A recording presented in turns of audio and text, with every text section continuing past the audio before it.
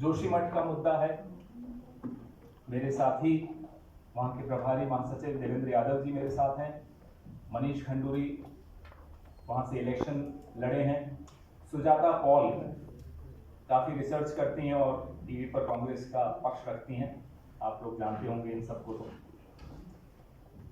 एक देव स्थल है जोशीमठ, हमारी पौराणिक सभ्यता का ज्वलंत जीता जागता उदाहरण है जोशीमठ। आदि शंकराचार्य की तपस्या भूमि है जोशीमठ और भगवान बद्रीश को सर्दियों के दिनों में यहां स्थापित किया जाता है। ऐसा जोशीमठ, उसके साथ जो पिछले दिनों में हो रहा है, परिवार उजड़ रहे हैं, घरों में, मंदिरों में, यहां तक कि आदि शंकराचार्य जी का जो ज्योतिमठ है वो टूट रहा है। शिवलिंग में क्रैक्स आ गए हैं। त्रिपुर सुंदरी मंदिर, राजराजेश्वरी मंदिर, लक्ष्मी नारायण मंदिर, ये तमाम मंदिर टूट रहे हैं। लोग सड़कों पर हैं, बाजार बंद हैं और जिस गति से क्रैक्स बढ़ रहे हैं, ब्रेकिंग न्यूज क्या बनती है? ब्रेकिंग न्यूज बनती है कि प्रधानमंत्री ने संज्ञान ले लिया। अरे साहब, कमाल हो। संज्ञान कब लिया? जब सब कुछ ब्रेक हो गया तब ब्रेकिंग न्यूज आई कि प्रधानमंत्री ने संज्ञान ले लिया। और संज्ञान अपने आप में बड़ी ब्रेकिंग न्यूज है। जो घर टूट रहे हैं, मंदिर टूट रहे हैं, दुकानें टूट रही हैं, वो ब्रेकिंग न्यूज है।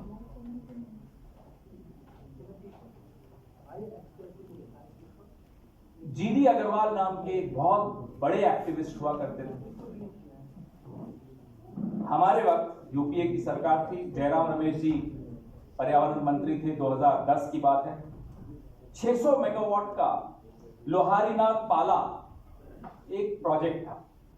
उसके विरोध में जीडी अग्रवाल जी धरने पर बैठे और उस धरने के बाद यूपीए सरकार ने, जयराम रमेश जी मंत्री थे जिसमें मनमोहन सिंह जी प्रधानमंत्री थे, उस प्रोजेक्ट को रोक दिया।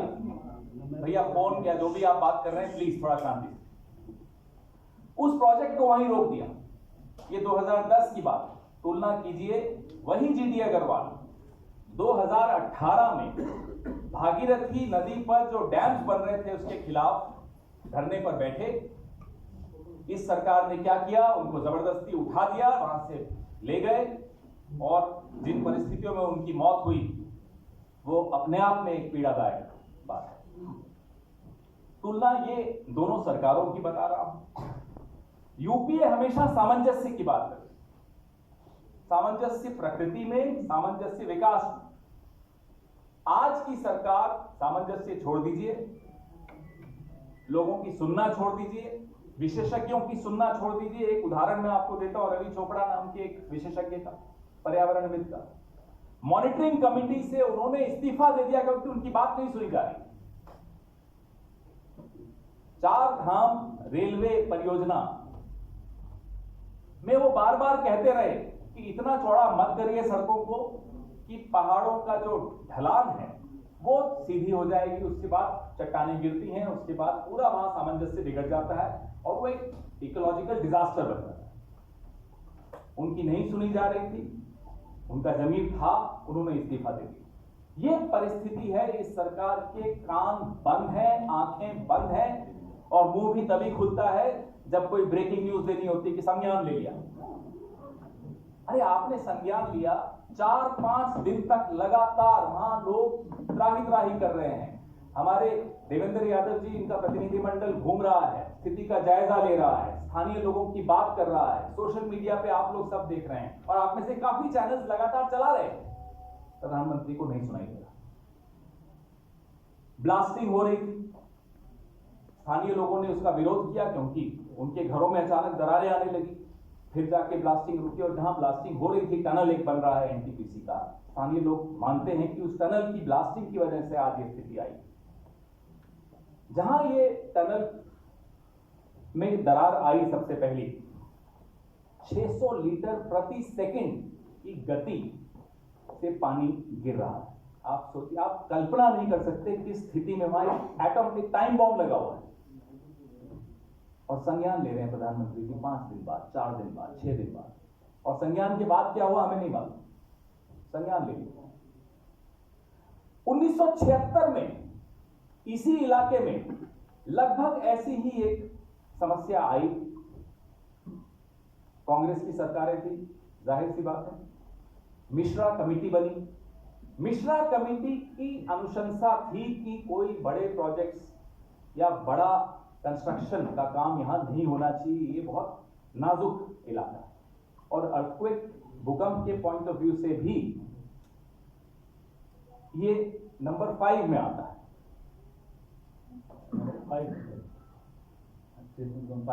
जोन जो है ये 5, तो इतना नाजुक। और उस वक्त की सरकारों ने ना केवल संज्ञान लिया और ब्रेकिंग न्यूज पे ध्यान नहीं दिया। मिश्रा जी जो थे, महेश मिश्रा जी संभागीय आयुक्त थे वहां के, और तब उत्तर प्रदेश का ही हिस्सा था, उत्तराखंड नहीं था।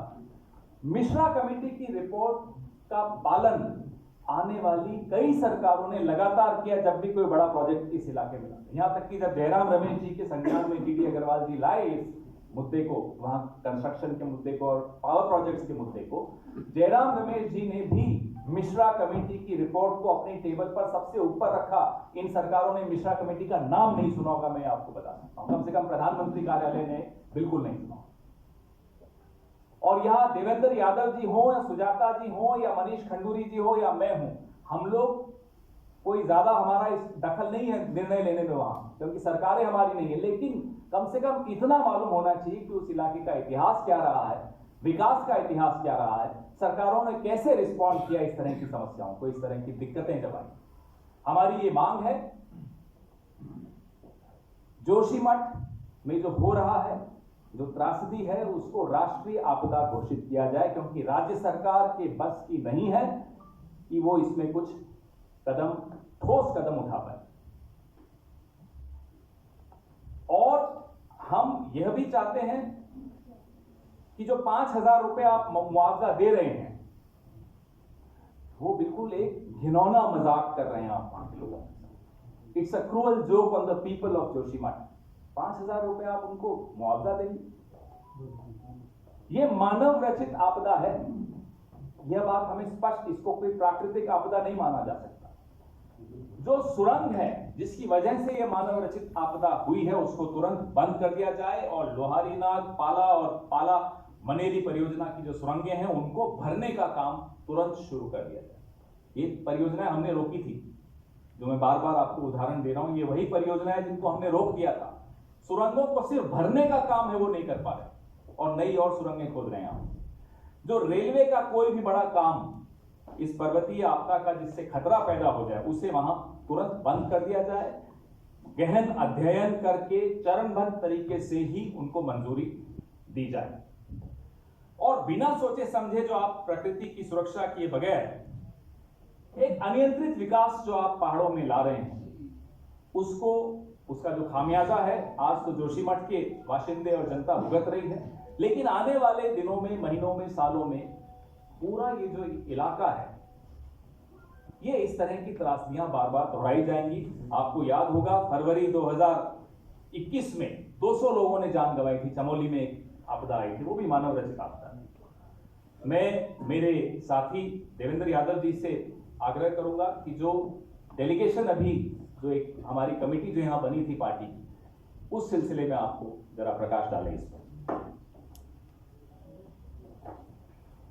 नमस्कार साथियों, भाई पवन जी ने बहुत विस्तार से जोशीमठ, जो एक बहुत ही महत्वपूर्ण स्थान, खास तौर पे आध्यात्मिकता के रूप में, और जो उस स्थान की महत्ता है उसके बारे में बहुत विस्तार से अभी चर्चा की।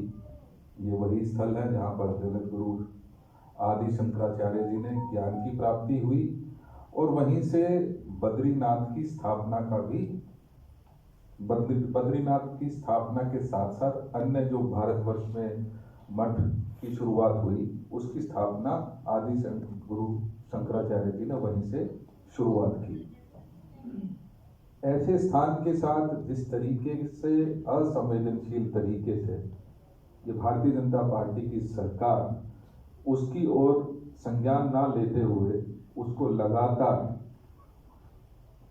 डेवलपमेंट के नाम पर एक त्रासदी के रूप में जिस तरीके से ये जोशीमठ की घटना सामने आई है, मैं ऐसी सरकार के ऊपर सीधा सीधा आरोप लगाने के लिए मैंने ये बात रखी है।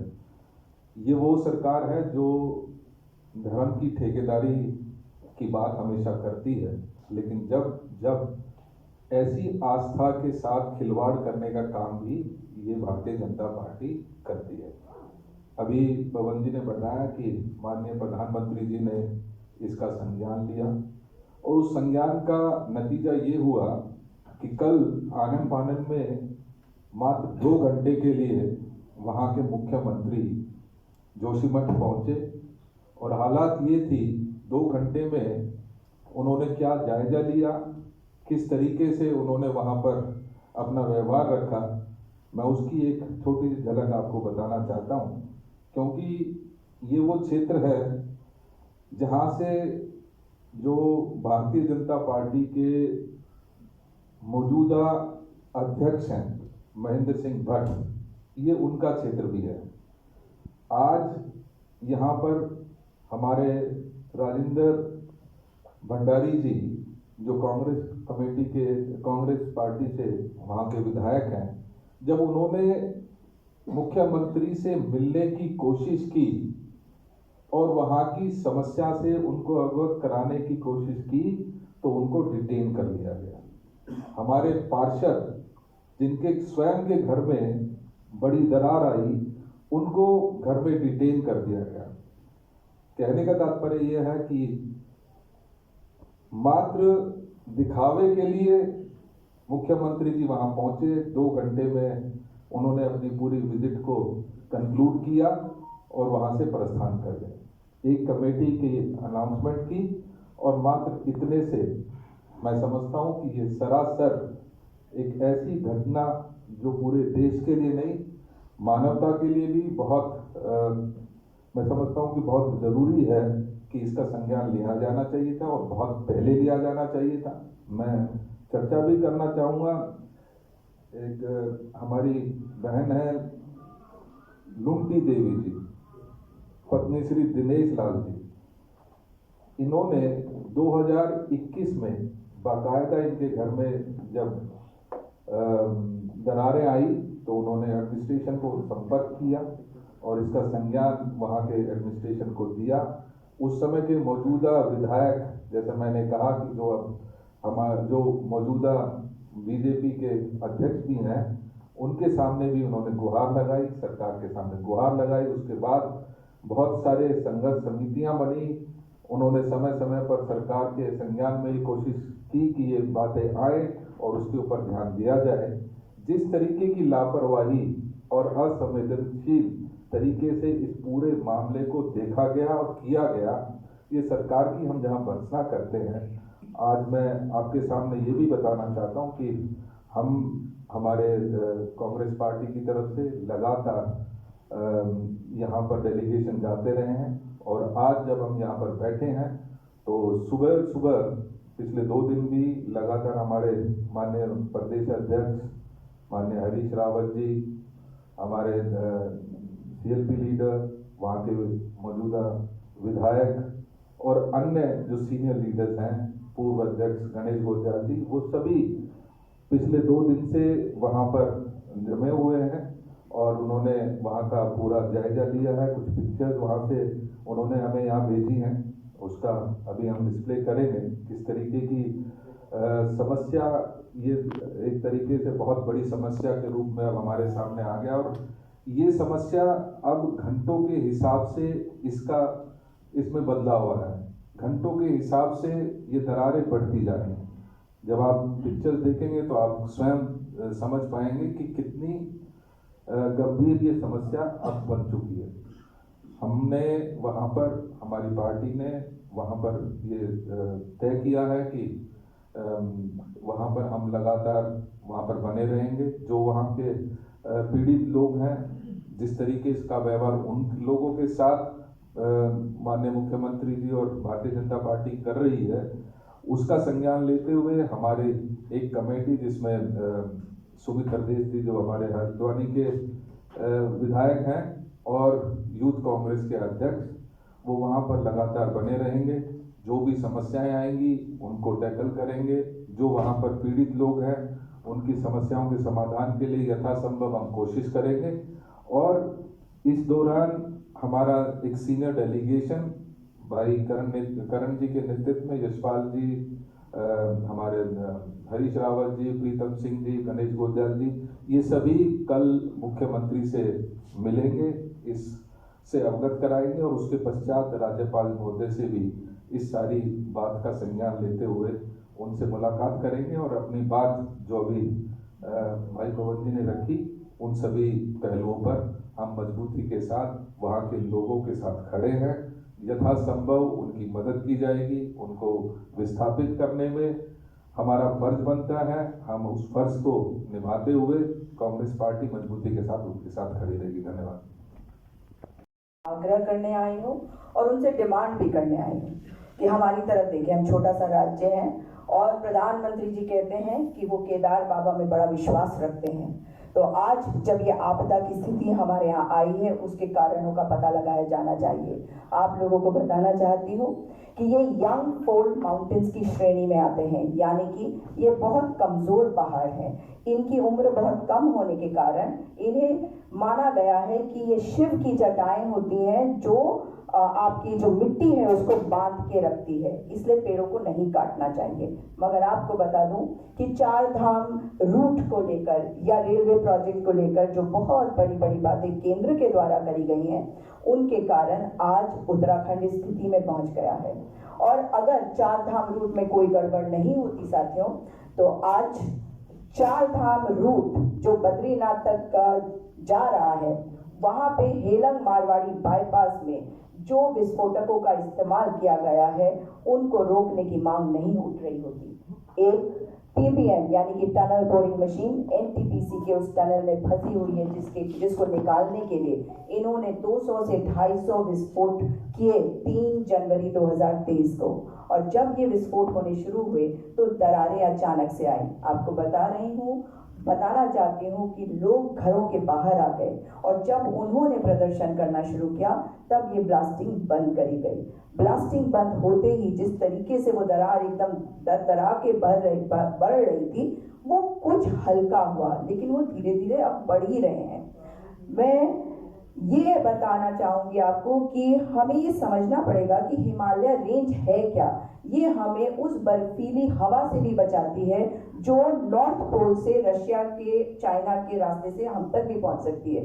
तो प्रधानमंत्री जी का ये कहना कि पहाड़ों को इसलिए काटा जा रहा है ताकि चीन से हम मुकाबला कर सके, this doesn't hold water at all, इसलिए क्योंकि वो जो पहाड़ है, जैसा कि पवन जी आपने बताया अभी, वो ऐसे हैं, जब आप उन्हें काट देंगे तो उनका ग्रेडियंट ऐसा हो जाएगी, यानी कि वो खड़ी चढ़ाई हो जाएगी। और आप जानते हैं अगर मिट्टी कम है तो लैंडस्लाइड और बढ़ जाएगी। जो पहले ही लैंडस्लाइड के ऊपर, जो पहले ही ग्लेशियर डेब्री के ऊपर पहाड़ हैं, अगर आप उनके साथ छेड़खानी करते हैं तो आपदा की स्थिति मानव रचित, भाजपा रचित हो जाती है। और ये मोदी जी को समझना चाहिए।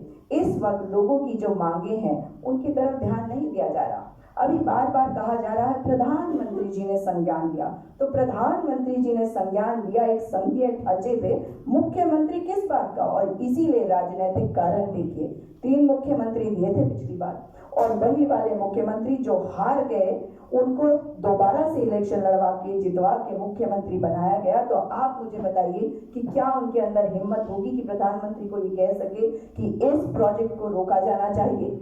हमारे उत्तराखंड के सारे पहाड़ों को काटा जा रहा है, केंद्र की सरकार काट रही है, राज्य की सरकार परमिशन दे रही है, हिल कटिंग के कई मैटर्स पेंडिंग है माननीय उच्च न्यायालय के समक्ष, नेशनल ग्रीन ट्राइब्यूनल के समक्ष। आपको बताना चाहती हूँ कि जिस जगह को भारत का पहला बायोस्फीयर, इको बायोस्फीयर डिक्लेयर किया था जयराम रमेश जी ने अपने पर्यावरण मंत्री होने के कार्यकाल के दौरान, वहां पर काट पीट कर जंगलों को नष्ट कर दिया जा रहा है।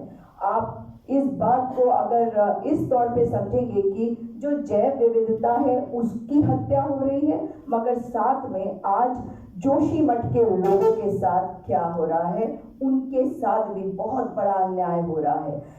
अगर आप जोशीमठ जाते हैं तो आपको लगता है कि एक तरफ आप वैली ऑफ फ्लावर्स में जा रहे हैं, दूसरी तरफ आप बद्रीनाथ मंदिर की तरफ जा रहे हैं, मगर आज वहां का कल्प वृक्ष 2500 साल पुराना कल्प वृक्ष जिसके नीचे बैठकर आदि गुरु शंकराचार्य जी ने तप किया था, वो भी फट चुका है। तो केवल ज्योतिर्मठ नहीं, वो कल्प वृक्ष जो आपकी और मेरी धरोहर है वो भी फट रहा है। कहने बचाने की जरूरत नहीं है। इसे नेशनल डिजास्टर के रूप में डिक्लेयर करें तुरंत प्रधानमंत्री जी, और ये भी मुख्यमंत्री जी को निर्देशित करें कि वो 3 तारीख से 5 तारीख तक क्या कर रहे थे।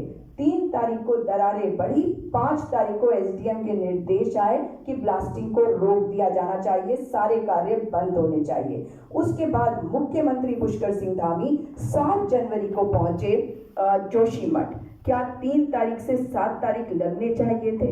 क्या वहां के लोगों के दर्द को वो नहीं समझ सक रहे? पहाड़ हमारे, जोशीमठ हमारा, लोग हमारे, और मुख्यमंत्री इसका संज्ञान स्वयं नहीं ले सकते। संज्ञान कोई लेता है तो प्रधानमंत्री जी, उसके बाद वो निर्देशित करेंगे। ये दुर्भाग्य है उत्तराखंड का। इसलिए अब ये देखना होगा कि जो जोशीमठ संघर्ष समिति वहां के लोगों के द्वारा बनाए गए हैं, उनकी क्या मांगे हैं। पहली मांग उनकी है कि हेलंग मारवाड़ी बाईपास जो 4 धाम वेदर रोड का हिस्सा है उसको बंद करा जाए, उसमें कार्य दोबारा ना शुरू किया जाए। दूसरा, जो टनल है एनटीपीसी का, उसमें कोई विस्फोटकों का इस्तेमाल ना हो, उस कार्य को बंद कर दिया जाए। तीसरा, जो बीमा इनको मिलना चाहिए था वहां के लोगों को, जो ओरिजिनल अग्रीमेंट हुआ था उसमें ये था कि जो लोग हैं अगर उनके साथ कोई हादसा होता है तो उनका बीमा करा जाएगा, वो अब तक नहीं हुआ, उस बीमा को करा जाना चाहिए। संघर्ष समिति और जो बाकी लोग हैं जोशीमठ के, उनको एक समन्वय समिति का हिस्सा बनाकर, एक समिति बनाकर मुख्यमंत्री से वार्ता भी करी जाए, पीएमओ से वार्ता करी जाए, ताकि नुकसान का जायजा लोगों को साथ लेकर करा जाए। ये लोकतंत्र है, इसमें तंत्र नहीं जन ही आगे रहेगा, और ये प्रधानमंत्री हो या मुख्यमंत्री हो उनको समझना भी पड़ेगा और मानना भी पड़ेगा। तो हमारी जो मांगे हैं उनकी तरफ ध्यान देते हुए मैं उम्मीद कर रही हूँ कि जैसा कि अभी पवन खेड़ा जी ने भी कहा कि इसमें नेशनल डिजास्टर इसको इसलिए डिक्लेयर करना चाहिए क्योंकि हमारे पास उतने